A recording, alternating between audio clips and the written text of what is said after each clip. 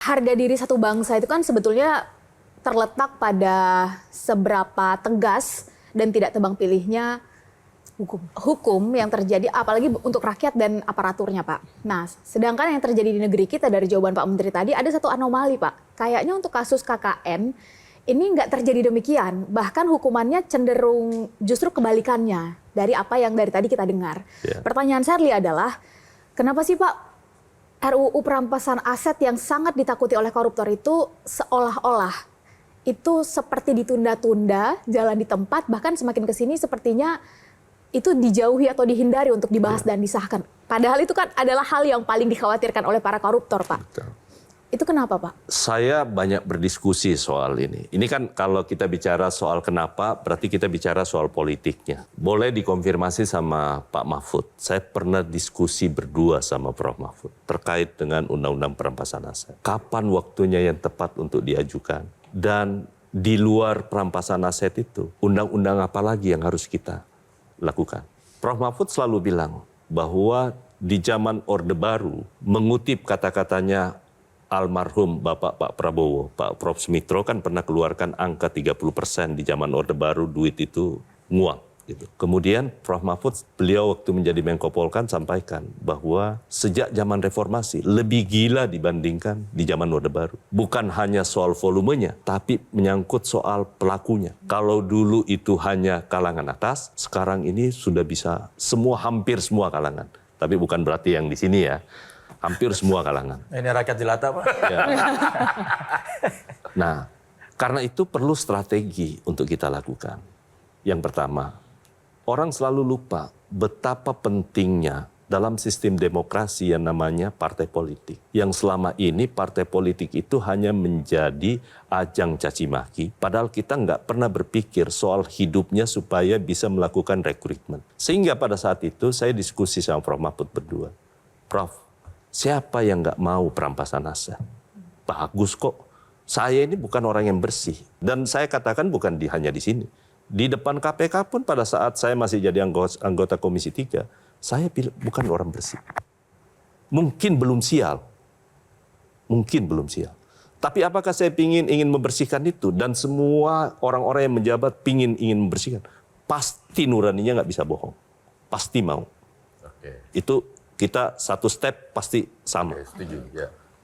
Yang kedua, partai politik kalau nggak dipikirkan, karena kan kita harus berpikir pembatasan tindak pidana korupsi itu kita harus atasi dulu. Di pucuknya mana sih sebenarnya benangnya yang paling putus dan harus kita sambung. Partai politik, satu, dia tugasnya sangat mulia. Dia menciptakan pemimpin, tapi untuk menciptakan pemimpin, dia butuh kaderisasi. Kaderisasi, dia butuh pembiayaan. Sekarang pertanyaan saya, negara bertanggung jawab nggak terhadap pembiayaan partai politik? Partai politik manapun. Akhirnya partai politik mencari jalan yang pragmatis. Mencari funding di luar negara. Yang tentu pada akhirnya bisa menimbulkan kesepakatan-kesepakatan. Karena itu dulu saya mengusulkan. Di zaman Pak Abraham Samad menjadi ketua KPK, di hadapan rapat kerja dengan Komisi 3. Karena waktu itu KPK begitu luar biasanya dipercaya. Saya sampaikan, Pak tolong buat kajian. Kalau masyarakat, kami yang buat kajian DPR, ataupun orang-orang di pemerintahan yang buat kajian, berapa sih yang layak negara bisa berikan kepada partai politik? Yang wajar, tetapi itu cukup. Jangan sampai memberi sesuatu yang nggak cukup, yang nggak ada gunanya. Nah karena itu, KPK akhirnya melakukan studi, mengeluarkanlah angka 10.000. Saya bertanya, 10.000 per satu suara. Kalau kayak seperti satu partai mendapat 10 juta, hanya mendapatkan 10.000 berarti kurang lebih 100 miliar. 100 miliar mau mencetak kaderisasi di seluruh Indonesia. Nggak akan mungkin pernah cukup. Sehingga dulu saya mengusulkan, Pak boleh nggak ya? Kita mengusulkan dari total APBN kita antara 0,5 sampai 1%. Kalau di politik ini sudah bisa kita bersihkan. Partai politik hitungan saya kalau itu bisa terjadi bisa mendapat angka 1 triliun. Apakah besar? Enggak besar. Dibandingkan dengan yang disampaikan tadi 30 plus yang lebih besar kan? Masa Kita nggak mau pilih yang 1%. Kita sudah ketahui tadi dari penjelasan Bapak, memang sistemnya juga masih belum bersih ya, belum mendukung partai politik sehingga dampaknya multiplier effect begitu ya. Atau jangan-jangan memang sengaja dibiarkan begitu karena ternyata dirasakan untuk mencari uang dari di luar negara ternyata bisa lebih bebas dan lebih banyak sehingga akhirnya tidak diubah-ubah tuh Pak, tidak segera dibersihkan sistemnya. Makanya saya katakan jangan buru-buru. Karena ini bukan persoalan yang sederhana yang seperti yang kita bayangkan. Pada Prof. Mahfud dulu saya sampaikan, Prof, tolong kita ajukan undang-undang satu paket. Tetapi satu, undang-undang perampasan aset. Ya.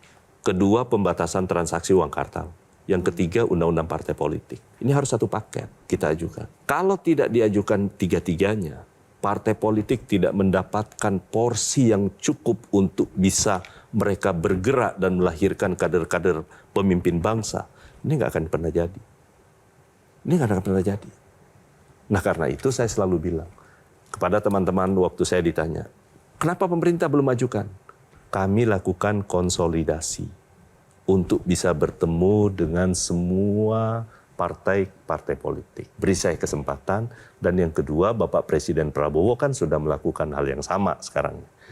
Dengan gerakan semua APH yang ada sekarang, walaupun mungkin ada yang bilang tebang pilih buat kami dan Bapak Presiden itu koreksi, tetapi saya pasti yakinkan bahwa apa yang Bapak Presiden lakukan sekarang itu tulus buat bangsa. Ya, terlepas dari perspektif orang ya, perspektif orang. Tapi itu udah bisa kita lakukan. Nah karena itu beri ruang, waktu yang cukup, yang tepat untuk melakukan konsolidasi di semua kekuatan partai politik. Karena nggak ada gunanya hari ini saya ajukan ke DPR. Akan mengalami nasib yang sama pada saat diajukan di periode yang lalu. Kan sudah tahu kata kuncinya siapa yang akan menentukan. Ya. Apakah parlemen atau bukan? Konsolidasinya lama banget tapi Pak. Momentumnya itu berarti indikatornya 3 itu harus keluar sepaket gitu ya Pak ya, yang kami Itu tunggu. pikiran saya. Oke. Pikiran saya. Dan tidak pernah berubah. Berarti yang paling berkuasa di sini adalah ketua partai politik. Iya. Bukan juga. Jadi kan Iya. yang saya maksudkan itu bukan soal partai politik atau tidak, tetapi harus ada kerelaan bagi kita semua memberi support. Itu dulu yang penting nih. Saya justru mendukung kepada seluruh teman-teman adik-adik mahasiswa, beri dulu, jangan dulu berpandangan negatif tentang partai politik, saya nggak salahkan. Tetapi coba bantu partai politik untuk bisa mereka merdeka, mereka bisa lebih proven dan memiliki kekuatan untuk bisa menentukan nasib mereka. Tadi Agnes, sekarang. Nah, 1 sampai 10.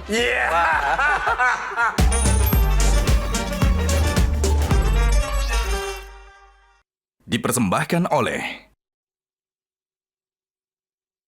Jelajahi cara baru mendapatkan informasi. Download Metro TV Extend sekarang.